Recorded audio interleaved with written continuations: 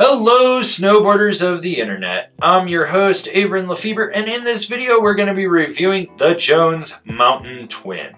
This board features Jones's cam rocker camber profile, so you get camber through the inserts with rocker in the tip and the tail.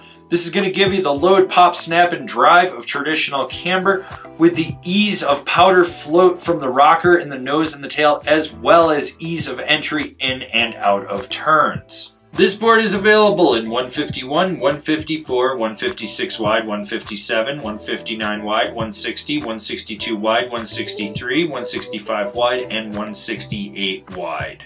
I rode this board at Copper Mountain on a sunny bluebird day with warm temps, moderate winds, firm fast snow that turned into a slushy slop as the day went on, and I rode it with my Rome Black Label bindings and my K2 Thraxis boots. This board comes in with a middle of the road Park Flex. So since the last time I rode it, they've actually softened up the tips a little bit more. So you do have these soft tips and then this stiffer section, which is about the equivalent of the last version I rode, right through the middle with a little bit of torsional flex to it. You can really twist this foot if you ankle steer. Now what you need to know is that with the softer tip and the 3D shaping, it does get chattery out there and it resonates back underfoot. Then the mid section is pretty much the stiffest, most stable section of this board. When you get into rutted out terrain, that rocker will climb up and on it, but that camber section wants to plow through everything in its path and stay underneath you, so you're not getting bucked around, you're not washing out. When it comes to popping with this board off rollers or side hits, you have to load the camber section up, and it's relatively easy to load up. For the most part, you're not really putting any extra effort into it, but what it does is it engages that rocker zone, so you get a little springboard effect with it. Now with the tips being softer, you will roll more into it before it fully engages that pop, so expect a slight delayed reaction. Now this board is decent for popping off rollers, side hits, cat track gaps, and the whatnot. When it comes to jumps, it's the same thing, and it can hit small, medium, and large-ish features. I think its strong suit is definitely smaller features, like small to medium, nothing really over 30 feet.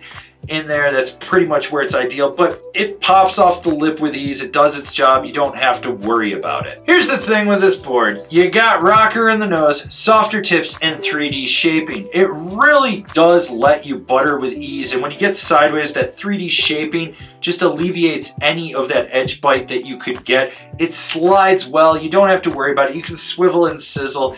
It's easy, but you still retain that camber in there, so when you're up on it, you feel it kind of giving you a little bit of rebound in there, and it'll let you pop out of that butter. You don't have to worry about it too much. When it comes to jibbing, it's pretty much the same thing. It locks in, it holds well, it snaps off the end of the feature. You don't have to worry about it. And what's nice is, once again, that 3D shaping comes in, so if you get a little sloppy, you don't have to worry about edge bite. It kind of just slides off. When you get sideways, that camber section hugs perfectly. You feel locked in. It goes all the way through the feature until the very end. Once again, it's a well-balanced park board in my opinion. It's less all mountain freestyle anymore, and it's just like more freestyle than it's been in years past. Here's the nice thing about this board when you're carving. You got that rocker with the 3D shaping, and it gives you a smooth fluid transmission and roll from edge to edge. It feels very predictable. It's not really precise, to say the least, but it's just predictable. You know what you're gonna get, and then it kind of just takes over with its steering from just outside the insert packs, and you do a little bit of ankle steering to drive it. What you do lose though is on a harder carve off the tail as you're exiting that turn, it just doesn't have as much engagement. It feels a little bit more loose. This board's fine for short, quick setup turns, medium mellow carves. It's the harder, more aggressive ones that you notice that it kind of changes its dynamic. It brings it back in more underfoot, and you're steering it more through the center or underneath your foot with your ankles and whatnot, rather than really trying to drive it more aggressively from outside at the furthest contact point and then shifting your weight as you transition through the carve back in through off the tail. Who's this board for? The all-mountain rider with more of a freestyle focus. I can't emphasize that enough.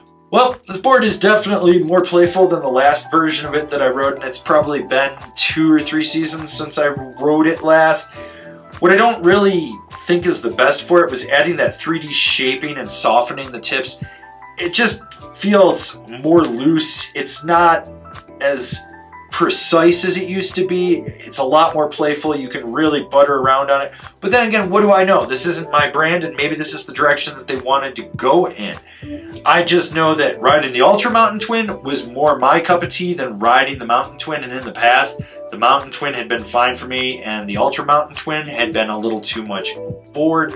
It's still a great board. It just feels a little more freestyle focused now. Comparable boards: the Nitro Team, the Arbor Westmark Camber, the Capita Outsiders. Binding recommendations: the Rome Katana, the Now Selects, the Burton Cartel.